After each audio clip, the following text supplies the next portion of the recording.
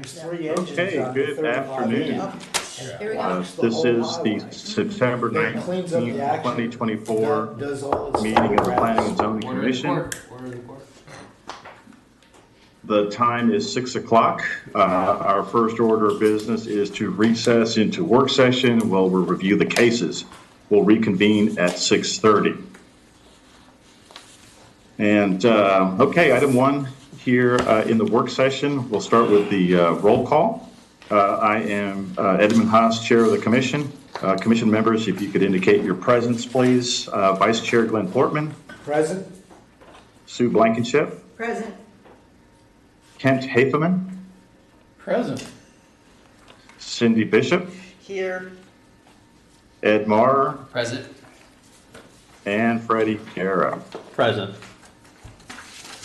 Okay, so with that, I'll turn the work session over to Ms. Mary Brown Boswell. Mary, if you could identify staff and then lead the discussion on our cases tonight.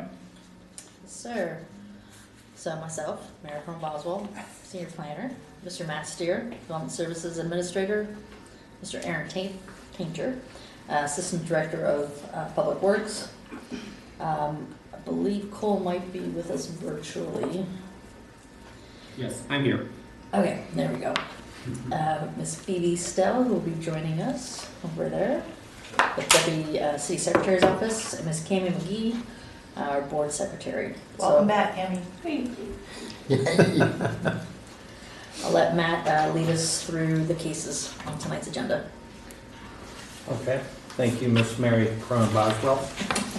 The first case, actually, we're going to take them a little bit out of order. We're going to take case number 7 before the case number 6, which is the Stone Lake Skyport site plan. It's a redo of the parking fly site. So if you remember last year, maybe 2 years ago, they came in and they had 2 office warehouse buildings proposed for the site. That deal, I guess, fell through. There's a different developer involved now, and they're proposing essentially the same thing, but I'll go through the slight differences. It is for 2 buildings. One of them is 117,608 square feet, and building number 2 is 164,904 square feet. They're dividing it up into 33,000 square foot for office space, 249,512 square foot for warehouse space. They are meeting the parking required. They're essentially removing the majority of the trees from the site. They are saving 5. Their tree preservation, tree mitigation numbers are $179,000 that they'll have to pay in fees. But basically, it's straight site plan approval.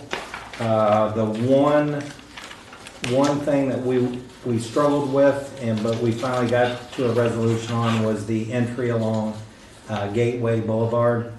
Right now, it's around 75 feet wide. I'm sorry, around off of Royal Lane. It's approximately 75 feet wide. It is existing, so they're just reusing what's out there. There is going to be a median in there, which I'll go into detail out in my presentation.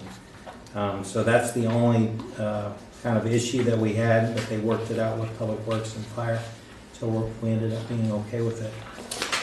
Elevations look nice. Looks like an office warehouse building.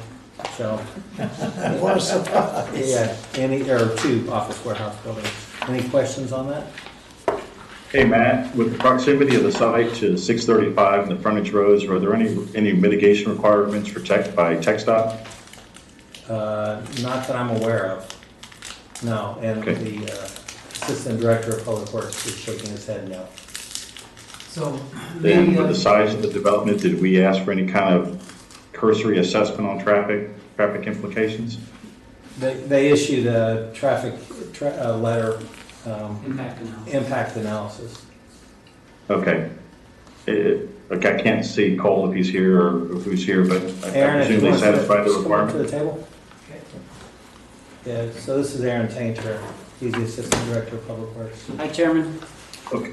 Hi, how are you? Good. Don't you feel empowered there in that chair, huh? I'm teasing, I'm It's a hot teasing. seat, don't let him fool you. Wow. This is where he You know what this is. Okay. Was there, from your perspective, was there any issue on traffic, or you felt that they satisfied any requirements or any issues we might have? No, they provided their memo, trip generation memo. It clearly shows that based on their calculations that it does not exceed the threshold for a full-blown traffic impact analysis. Okay. And do we have any anticipation of the kind of land use or the kind of distribution they're going to be doing, the amount of trucks in and out? You know, I'm just thinking about queuing, they've got the railroad, you got 635 frontage road, anything there that causes you any concern? Not anymore. Okay. So so on that study right there, it talks about peak hour, and there were only like 3 trucks during their peak hour, right? yeah. So it's, Okay, that's a whopping amount. Okay, I'm good. is that right, Aaron? Correct. Yeah, am I, Three in the AM and four in the PM. okay. Whoa, all right. No, we had gone through a couple different concepts with them. They presented a concept to us with another driveway up north near the DART tracks. That got shot down. They proposed another concept with another entrance at an existing median opening closer to Gateway Boulevard. That median opening is going to be closed with the Royal Lane TxDOT project. So where they have their driveway now, matching the existing driveway is what they've approved. Okay. Okay. Fine. Any other questions about the I did have one question, maybe it's for the joint meeting, but, you know, with the parking minimum, it just seems, you know, the 350 parking spaces is just such a small office space. And I know we see that on every other development where the parking spaces are rarely used, but. Yeah, so next council meeting, I'm actually bringing forward a change to our warehouse parking. Oh, wow, okay, So, yeah. So you guys will see that next month. okay. So will this fall under, if it gets approved, will this fall under that or not? Mm. I should have waited. Well, you know, they can always come and amend their plan, you know, and we can do I it. know, but they eventually. put time and effort into this one. Right. So are they building this for spec and then going to lease it? Yeah, that's. Okay, so how does that impact the potential traffic? Will they potentially have to update the traffic study if not necessarily the use changes, but the intensity of the use changes? I don't think we'd make them update the traffic Yeah, study. as long as it falls within the allowed zoning piece. Okay. But, Yeah, I think that's a good question, like, It is. let's say, you know, they build it, they lease it out, and now there's 6 trucks in the morning rather than 3. I mean, nobody's gonna enforce that, right? No one's going to make them reevaluate the traffic, right? If it backs up enough, somebody will ask the question. Well, right, and that analysis was just to determine if there was a full-fledged traffic. Correct. If you needed a traffic study Traffic at all. impact study, yeah. Yes, Okay. that's correct. So another one of the amendments that we're bringing forward is the conversion of truck court to car parks. So if we have a conversion of a warehouse to, you know, some high intensity office user, we would allow for that to be done through the building permit process, and they would just need to screen that dock area. So. Man, they should have waited. Yeah, well, so that gives them more flexibility, and that can give it to them during the permitting process, rather than having to come back through the planning and zoning commission, zoning, and city council process. And if I Matt, Matt, can you clue us in on what kind of changes we might see next time regarding parking standards? What kind of changes in terms of what we were just discussing, or? Yeah, what you said that there's going to be a change. What might that look like? Right, well, so It's gonna be, we're proposing 1 per 2,000 square feet for warehouse. And that's standard in the industry. I've had a lot of office warehouse users tell me that. Okay. And we've done a comparison city analysis. And then the truck court area conversion, because we do have Okay. that happen quite frequently. And then also for retail users, we're looking to amend the parking requirements to allow more discretion, the Director of Community Development, a 5% parking variance. So that if, say, there's a lease space that, isn't being leased up to a restaurant user because they're deficient by 1 parking space or 2 parking spaces in a large retail center, this will give us the ability to go ahead and approve that restaurant user. And then after you reach the 5% threshold, then we would require a traffic or a parking study done by a professional parking traffic engineer or someone that has expertise in doing that parking analysis. So we haven't fleshed out all those details yet. But, Okay, thank you, sir. Yeah. So the next case was the replat, and that was just the companion request to the site plan. They're just rearranging the fire line easements and water line easements. And was this, do I remember this correctly, that I didn't see it in this, but they were proposing that the trucks would enter and exit through a specific curb cut? It was only through 635, I think. I think that was the Seafried development. That was the previous one to this. Okay, on the same property. Same property, Okay. yeah. But they're not proposing that. No, they're not proposing any sort of, There's a truck for them. any sort of truck route. They're not proposing any specified truck route. Okay. Are they, Aaron? Not. Okay, I didn't think they were. But what it looks like though is that they will not be able to do, if they're traveling south on Royal, they will not be able to do a left turn in. Well, they've demonstrated that they could do a left turn in. Okay. That would not be their preferred route though. Okay. So. It's just the way that it's cut. Well, so there's a median here, Yeah. and so they would come down and around that way. Ah, okay. Yeah. Okay, got it. Okay. Okay. Any other questions on that? Okay, so the next item on the agenda was to talk through the joint meeting. Mr. Chairman, you want me to proceed? Yes, if you could lead us into discussion. Okay. So let's pass these out. Can you pass these out? Okay, so the joint meeting between the Planning and Zoning Commission, the Ford Task Force, and the Smart Cities Board is scheduled for October 24th at the Life Safety Park. And the meeting will be from 6 p.m. to 7:30 p.m. And plan on having some boxed meals there What time is it from? from 6 p.m. until 7:30. Aye. And put boxed meal next to that on your calendar. Staff will be there. 24. Yes, October 24th. And so we want you guys to start thinking of some items for the agenda. Currently, we have an agenda. We've drafted one up because we've had discussion around it with the Ford Task Force. So the first item on the agenda would be the comprehensive master plan update that we're going to be working on the next couple of years. The second item on the agenda will be driven, or the comprehensive master plan will be driven by the Vision 2040, which I just passed around. So that'll be a topic for discussion.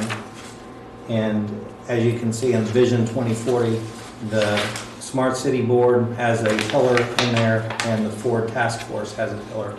And you guys impact 3 or 4 of the pillars within that vision. So the final thing that we'd like to discuss on the agenda is the communication between the boards so that we can understand when there's overlap between the tasks that we're working on. And so we need to keep each other informed. So right now we currently have breakfast with the mayor where the chairman and the vice chair, they go to that meeting. What they do is they take in the information from the other city boards and then they come back and report that to their respective committees. So what we could do is arrange another annual meeting, something like that, amongst the task force and the boards to where we could really get a grasp on what the others are doing. So I just passed out the Vision 2040. I'll also send out work plan for fiscal year 24-25, and that has some tasks that staff's working on with our respective boards in relation to this Vision 2040. So I'll send that out as well as a link to Comp Plan 2030, and that'll give you an idea for the various topics that should be within our Comp Plan 2040. So we will discuss this further at the next Planning and Zoning Commission meeting on this, is it 17th? Yep, it's a week before our joint meeting. So that's it. Matt, I think it's a great idea that we're coordinating, particularly on items that'll be of importance on the comp plan. Will there be a comprehensive plan committee? And if so, is that going to be run through the Planning and Zoning Commission or a separate type committee? I anticipate that the Planning and Zoning Commission is going to take the lead role in the update, and we will have stakeholders from various other committees definitely involved in the comp plan.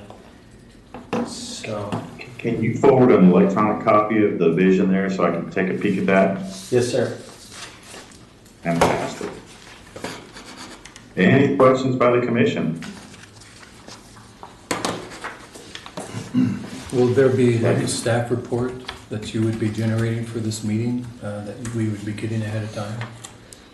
We can put together some backup information in addition to this. But yeah, I'm not sure if That'd be helpful for this Yeah. newbie. Yeah, Me too. for sure. Never seen something like this yet. Maybe, you may or may not be elected. That's true. I'll make a note of that. Thank you for that, Have Sue. you all do? Have you had something like this before? It's going to be helpful. We have not had, well, we have had a joint meeting between the Economic Development Committee, the City Council, and the P&Z. We had one there. Oh, It was 5 or 6 years ago. Yeah, Yeah. Yes, wow. yeah. And we've been talking about this joint meeting for quite some time. So, And what do we think the ideal outcome of this meeting is, or the Good question. What is it gonna generate? Well- What do we want it to generate? well, so the comp plan update, right? We're gonna need everyone involved in that. So that's gonna really guide the discussion. So what we'll do is we'll come with topics that we anticipate are gonna be needed for the comp plan, and then receive others from the various boards during that meeting. Does that make sense? So you call it a comp plan, but this is the comprehensive general plan, is that what this is? Comprehensive master plan Master plan for the for the city, community. yeah. Okay. So, So you have zoning in there? yeah, we've got future land use. You know, we've been looking at other comp plans. We're And- right in the kind of beginning portion of it, so we're trying to look through and see all the different topics and items that we want to include as we're kind of going through right now. Right, yeah. So this process, start to finish, is a year and a half, 2 years? Yeah, it's a 2-year process. So if you include writing the RFP, it's 2 years.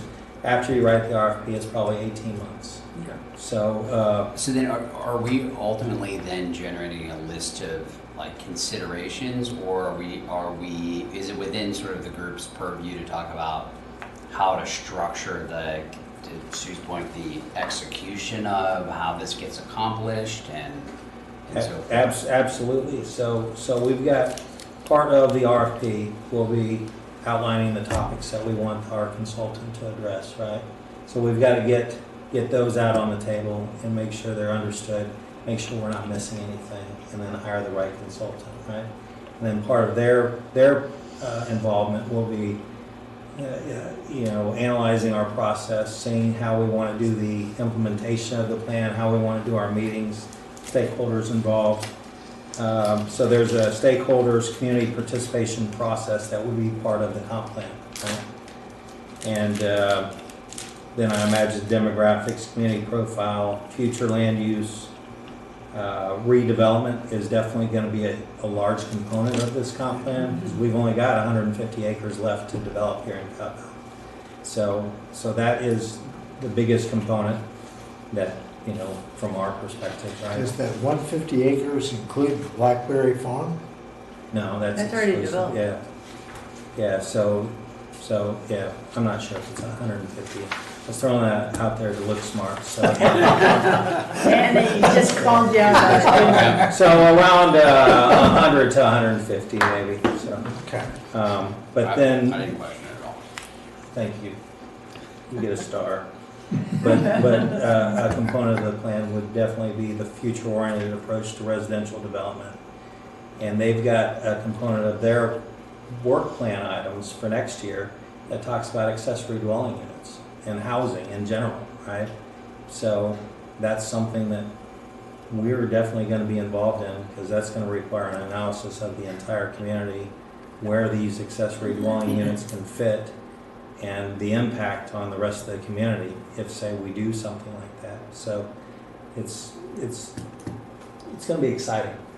It's like a precursor to. Matt, do you see, sorry, Mary, Matt, do you see the additional meetings with as part of a comprehensive plan committee, or are we going to be on a regular schedule and have meetings aligned with our regular schedule?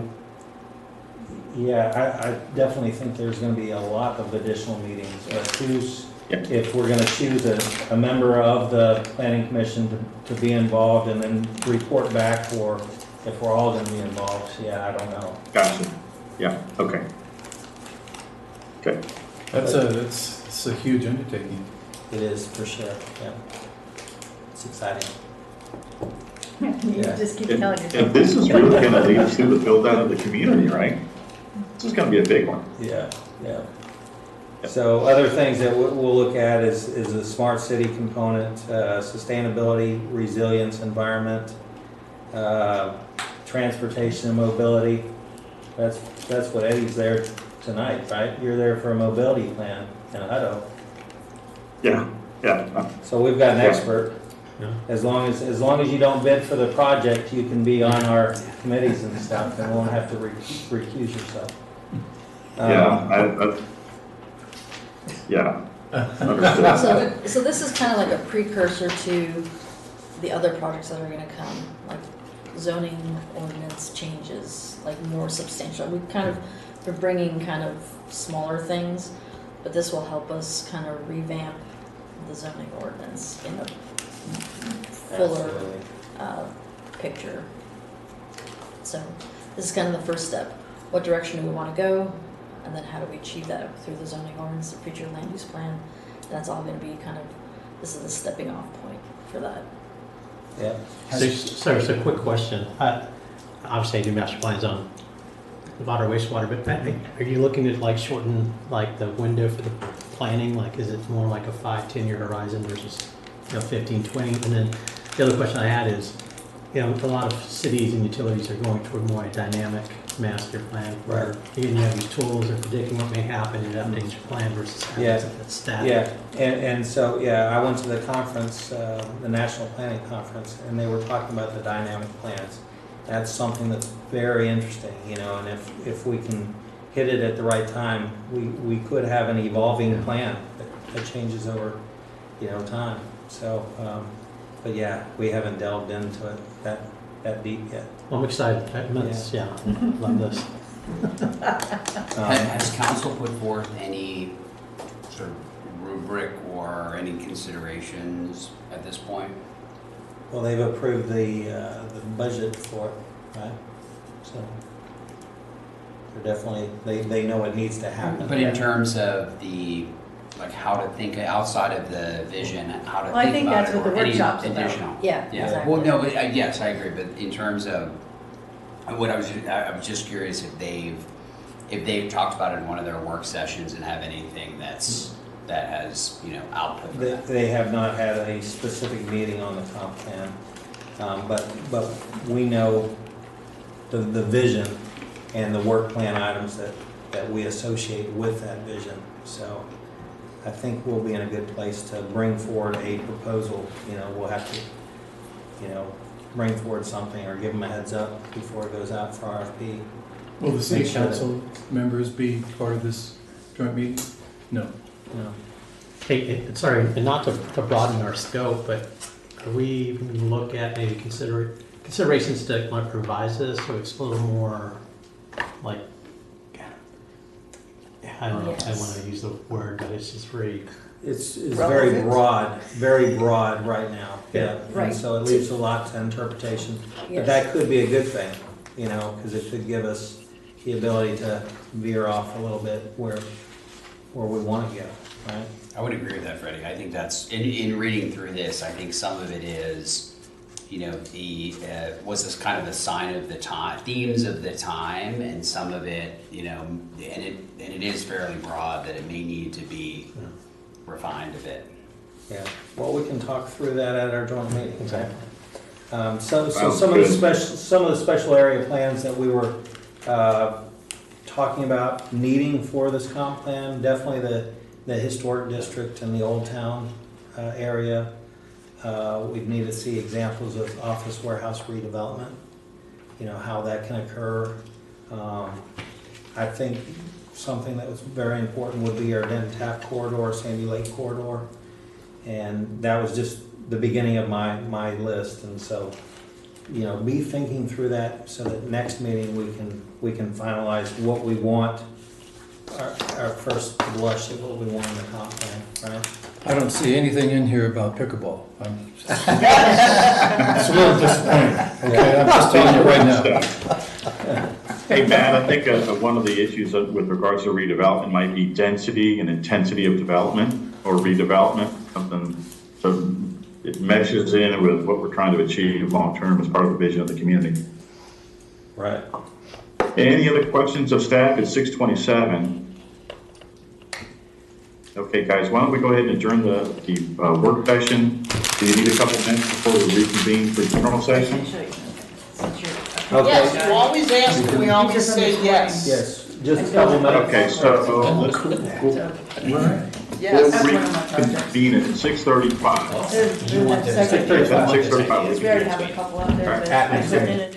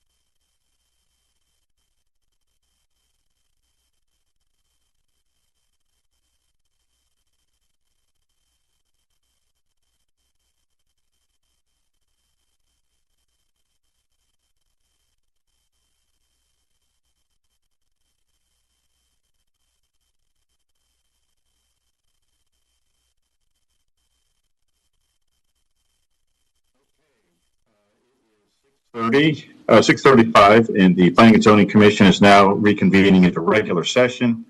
All of the commission members are present. Chairman Haas is virtual this evening. Item 4 on the agenda is citizens' appearance. Is there any persons that are wishing to speak on any item that is not on the agenda? Cami, could you help me and identify if there's anybody there wishing to speak? There's nobody. Okay, we'll move on to item 5. Item 5 is the approval of the August 15 Planning and Zoning Commission meeting minutes. Is there any discussion by the commission, or is there a motion? I'll move, Mr. Chairman, to approve the minutes as written of the last meeting of the Planning and Zoning Commission. Okay, we have a motion by Commissioner Portman. Is there a second? Second. We have a second by Commissioner Blankenship. Cami, would you call the roll, please? Please respond by saying aye or nay as I call your name. Commissioner Blankenship. Aye. Commissioner Guerra. Aye. Vice Chair Portman. Aye. Chairman Haas. Aye. Commissioner Maurer. Aye. Commissioner Hafman. Aye. And Commissioner Bishop. Aye. All approved, none opposed, motion carries.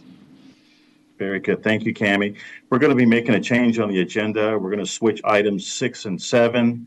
Item 7 is the site plan case, and this is going to provide context for item 6, which is a replat case. So item 7 is the Stone Lake Skyport site plan, and this is to consider approval of the Stone Lake Skyport site plan, Lot 1, Block A site plan for 2 office/warehouse buildings, one being 117,608 square feet, the other being 164,904 square feet, and associated easements in fire lane configuration on 16.07 acres of property located at the northeast corner of South Royal Lane and Gateway Boulevard, being represented by SL7 DFW Industrial Limited and represented by Nita Husseini and Kimley Horn Associates. We have a staff presentation by Mr. Matt Steer. Matt?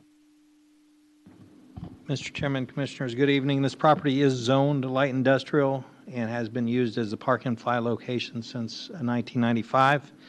A site plan for a similar office warehouse development was approved in October 2022 for redevelopment of this site, but was never constructed. The existing site has several buildings, in addition to car canopy areas that will be removed to allow for the new construction. The site is surrounded by other light industrial properties. It's bounded by Royal Lane to the west, Gateway Boulevard to the south, Dart Rail Line to the north, and another office warehouse site to the east. 2 office warehouse buildings are proposed to be constructed side by side with the truck courts facing each other. Building 1, which is closest to Royal Lane, is proposed to be 117,608 square feet, while Building 2 is located on the eastern portion of the site. It's proposed to be 164,904 square feet.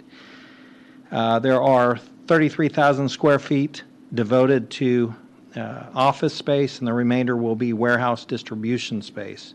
A parking ratio of 1 space per 300 square feet attributed to the office space, and 1 parking space per 1,000 square feet attributed to the warehouse space. So there's 361 parking spaces proposed and 360 parking spaces that were required. There's an entrance proposed along Gateway Boulevard, which will bring the trucks straight into the truck court area. There's also another entrance located off on Royal Lane. A fire lane encircles the site and bisects the truck court area. In addition, a 30-foot drive aisle extends north and, okay, so that's the entrance off of Gateway. And then the 30-foot drive aisle would extend north and south parallel to Royal for the truck traffic. The applicant's proposing a 65-foot wide drive approach with an 8-foot by 18-foot concrete median separating the inbound outbound traffic along Royal to help maneuver the trucks to and from the site. This does require a variance to the subdivision ordinance as the width exceeds the 40-foot maximum and the radii are irregular. This has been reviewed by our public works and fire departments, and they are okay with it. It's listed as a condition within the recommendation for approval.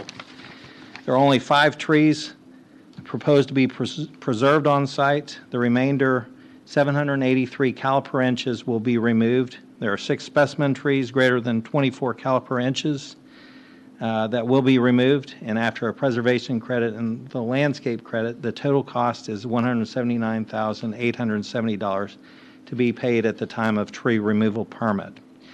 As designed, the landscape plan is compliant with the regulation of the landscape ordinance and exceeds the total amount of landscape area, total landscape area required. The landscape buffer along Royal Lane, along the dark perimeter to the north, and segments of Gateway Boulevard meet or exceed the 15-foot minimum required. A total of 130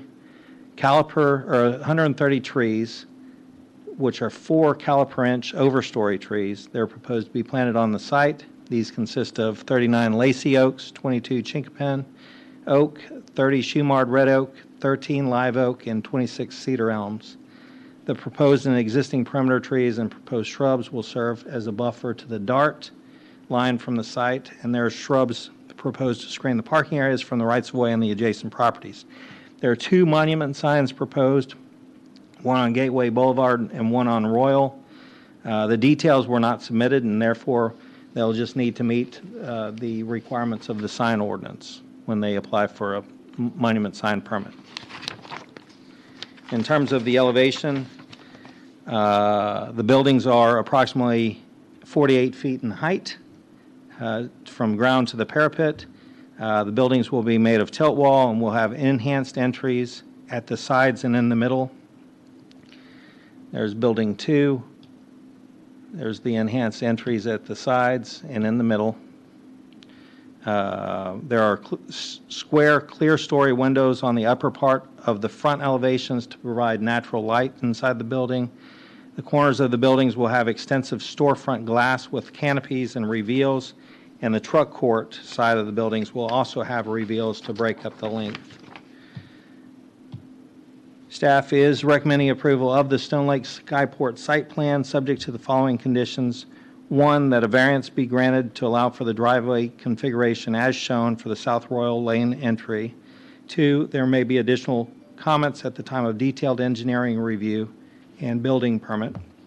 3, signage shall comply with the sign ordinance. 4, a tree removal permit shall be required. Tree mitigations are estimated to be $179,870. And 5, the plat for this development be filed. That concludes my remarks. The applicant is in the audience to help answer any questions. Okay, very good. Thank you, Matt. Any questions of staff by the commission? Okay, hearing none. At pre-session, there were some general questions regarding traffic. The assistant traffic engineer provided some feedback. We're comfortable with those, but Matt, one comment I might have, I see the direct access off the frontage road. No, that's Gateway, sorry. Nope, I'm good. Is the applicant here to present the case?